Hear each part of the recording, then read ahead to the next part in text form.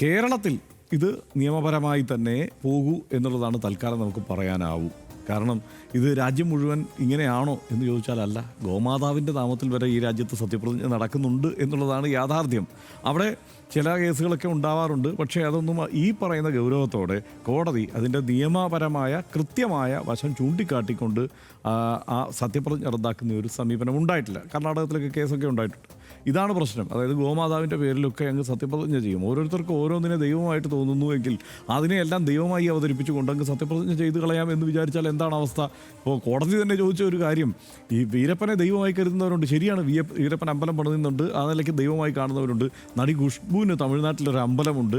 നാളെ അങ്ങനെ ഇവരെയൊക്കെ ദൈവമായി കരുതുന്നവർ അവരുടെയൊക്കെ പേരിൽ സത്യപ്രതിജ്ഞ ചെയ്താൽ എന്താവും സ്ഥിതി? അപ്പോൾ അങ്ങനെ അനുവദിക്കാൻ പറ്റില്ല. മാത്രമല്ല, ഭരണഘടനാപരമായി തന്നെ നോക്കിയാൽ ദൈവനാമത്തിൽ സത്യപ്രതിജ്ഞ ചെയ്യാം, സഗൗരവവും സത്യപ്രതിജ്ഞ ചെയ്യാം. അതല്ലാത്ത അഭ്യാസങ്ങൾ പാടില്ല എന്ന് തന്നെയാണ്. അത് അത്ര കൃത്യമായി തന്നെ കാരണം ജനാധിപത്യത്തിൽ ഏറ്റവും പരമപ്രധാനമായ ഒരു ചടങ്ങാണല്ലോ ഇത്.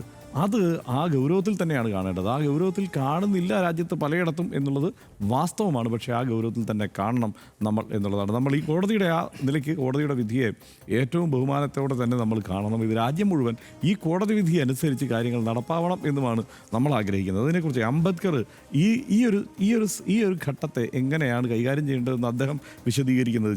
ചിലർക്ക് ദൈവം ഒരു സാക്ഷിയും ശക്തിയുമാണ്. അവർക്ക് ദൈവനാമത്തിൽ സത്യപ്രതിജ്ഞ ചെയ്യാം. മറ്റുള്ളവർക്ക് ദൈവം സ്വന്തം മനസാക്ഷി തന്നെയാണ്. അവർക്ക് സഗൗരവവും സത്യപ്രതിജ്ഞ ചെയ്യാം. വളരെ ക്ലിയർ ആയിട്ടുള്ള തീരുമാനമായിരുന്നു അന്ന്.